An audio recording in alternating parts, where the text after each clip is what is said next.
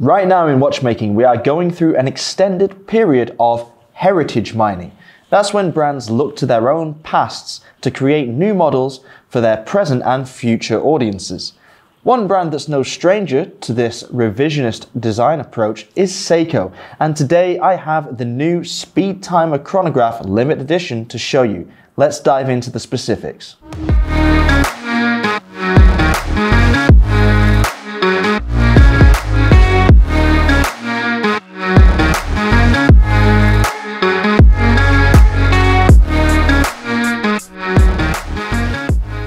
Hi and hello watch fans, today we are discussing the Seiko Speedtimer Chronograph.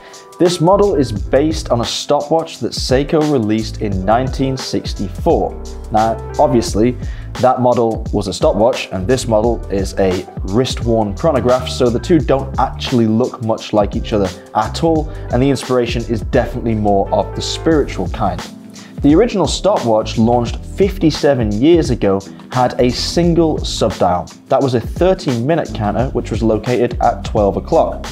Now while the 30-minute counter remains on this model, it has been moved from 12 to 9 o'clock. And at 3 o'clock we find the going seconds indicator. Now there's something a little bit unusual about the layout of this chronograph in comparison to most of the Swiss chronographs you might have encountered in the past. Of course, this one comes out of Japan and the Japanese do like to do things differently. In this instance, they have moved the 30-minute counter to the 9 o'clock position and left the going seconds counter at 3. Now that's weird, we normally see them flipped and in the other positions. While it might make sense from a legibility perspective from the timekeeping functionality of the watch to have the going seconds indicator at 3, which is generally agreed to be the most legible position for a subdial on the watch face, it does make me feel a little bit uncomfortable when I look at it because I find my eyes going to the wrong part of the dial every time I'm trying to find the going seconds. Now this movement in this watch is the 8R46 caliber, which is a new execution from Seiko, very similar to the 8R48 automatic caliber, which is identical, but for the fact the 8R48 has a third subdial at 6 o'clock, which shows a 12-hour counter and thus kicks the 6 o'clock date out to the 4:30 position instead. Now the real aesthetic link between the stopwatch from 1964 and this modern chronograph is probably the gloss white dial. Now that's rather important when it comes to a tool for tracking elapsed time because legibility is everything, accuracy is paramount. And perhaps my favorite feature of this model is the seconds hand on the chronograph mechanism, because it has a curved tip that dives down towards the minute track, meaning you can get a really accurate readout whenever you stop the chronograph.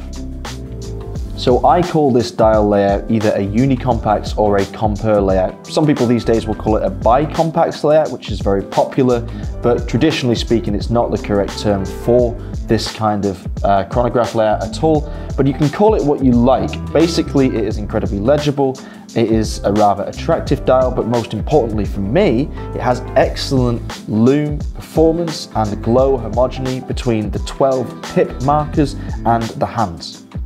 Alright, now this case is 42.5 millimeters wide. It has a very wearable, rather stout actually, 45.5 millimeter lug to lug, but it has an undeniably thick 15.1 millimeter height. Now, it doesn't wear as proudly as you'd expect on the wrist from its appearance from just turning it around in your hands, but it is a chunk of a watch and it really does stand up taller than I would normally go for. In addition to that, the pushers are very pronounced. They're rather nicely made, well machined and well finished. My favorite feature on the whole exterior of the case is this oversized crown. It's a nice callback to old style chronographs, and I think it looks really, really nice and helps balance the overall appearance of the watch. Ultimately, I think this is a model for the Seiko purists. Now, I can see the merit on occasion in linking these releases and the stories back to a golden era of timekeeping for the brand, but in all honesty, this design is worlds apart from the source material.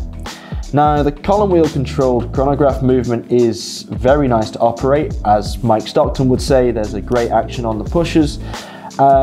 But considering it is just a simple 28,800 VPH operating frequency with 45 hours of power reserve and timekeeping parameters of plus 25, minus 15 seconds a day with pretty standard finishing, that might be a stretch for some people given the intimidating €3,200 price tag. Now that puts this model slap bang in the middle of some grand Seiko quartz pieces, which is probably where I put my kind of money. But if you like this story, if you like chronographs, if you like the heritage vibes of this piece, and you're into limited editions, and this model is limited to 1,000 pieces, then it could be an option for you. If you've enjoyed this video, please subscribe and leave a comment for us below. Thanks for watching. We'll see you again next time.